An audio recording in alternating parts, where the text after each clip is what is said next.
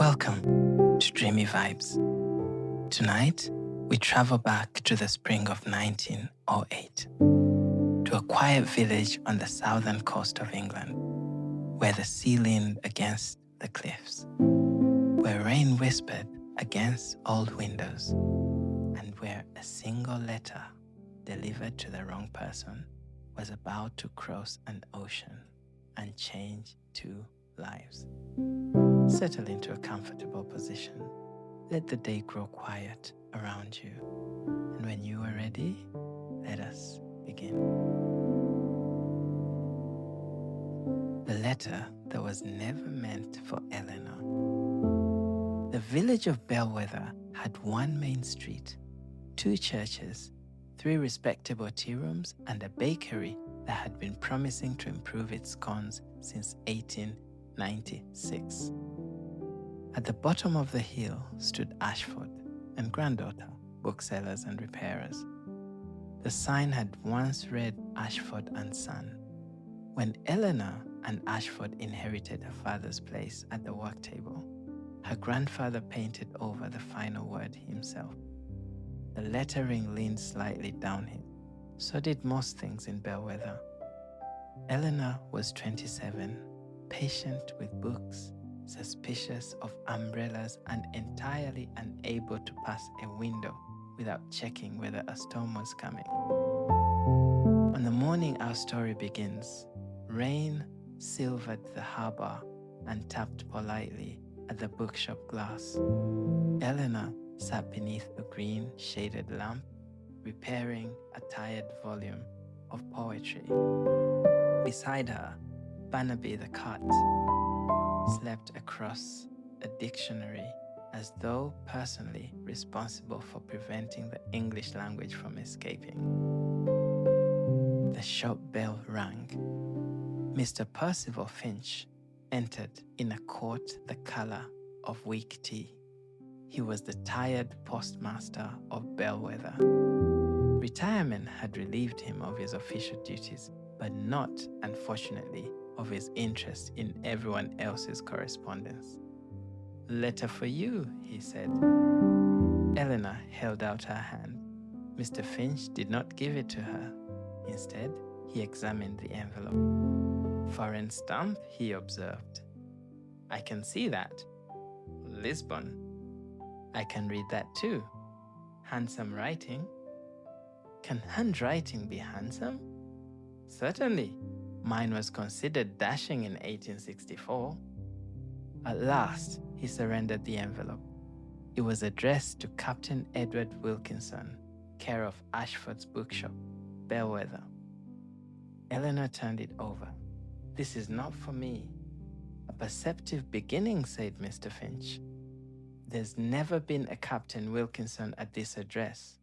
Then the mystery deepens. Or someone wrote the address incorrectly. Mr. Finch looked disappointed by his practical suggestion. The return name read Samuel Hawthorne, Merchant Vessel Providence, Lisbon Harbour.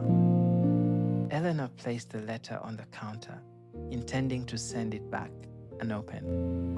Barnaby woke up, stretched, and stepped directly onto the envelope. His paw was damp from the windowsill. He left a perfect grey print over the word Captain. Mr. Finch nodded gravely. "The matter has now received the cat's approval. The cat has also approved 3 invoices and a haddock. Still, one respects procedure." Eleanor found a clean sheet of paper. She meant to write only a brief correction, but the rain continued. The shop remained empty, and the name Samuel Hawthorne seemed oddly companionable in the quiet room. She dipped her pen into the ink. "Dear Mr. Hawthorne, I regret to inform you that Captain Edward Wilkinson does not live at this address. Nor, as far as anyone in Bellweather can remember, has he ever done so.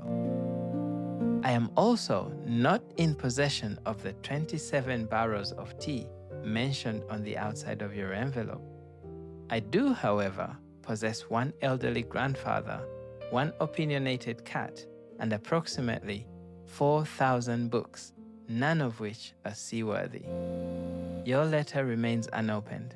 If you provide a better address, I shall forward it. Yours faithfully, Eleanor Ashford.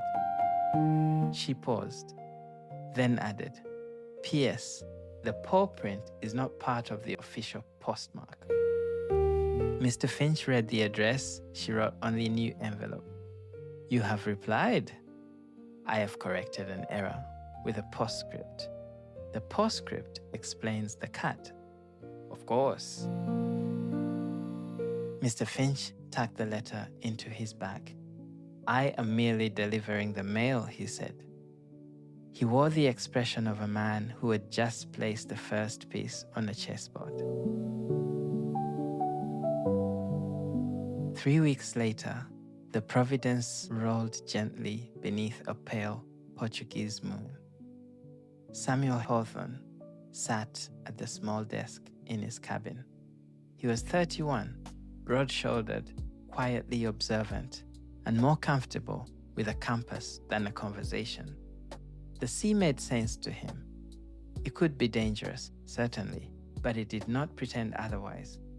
On the desk lay Eleanor's letter. He had read it 4 times. The first reading confirmed his mistake. The second introduced him to Barnaby. The third made him laugh. The fourth had no professional justification at all. His friend Thomas Bell, the ship's wireless operator, leaned through the doorway. Still studying the cat? It's a postal matter, naturally. Wilkinson gave me the address himself. Wilkinson also once tried to dry his socks in the engine room. He said the bookshop accepted correspondence for him. Perhaps he owes them money. Samuel looked again at Eleanor's neat slanting script. She could have returned it without writing. Thomas considered this. Perhaps Bellweather has no entertainment. It has 2 churches. Then I stand corrected. Samuel took up his pen. Dear Miss Ashford, thank you for rescuing my letter from what appears to have been a thoroughly imaginary Captain Wilkinson. I have since learned that the captain visited your shop 6 years ago and decided this constituted a permanent postal arrangement.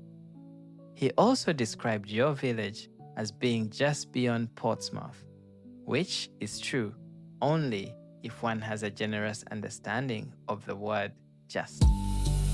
You may destroy the original letter.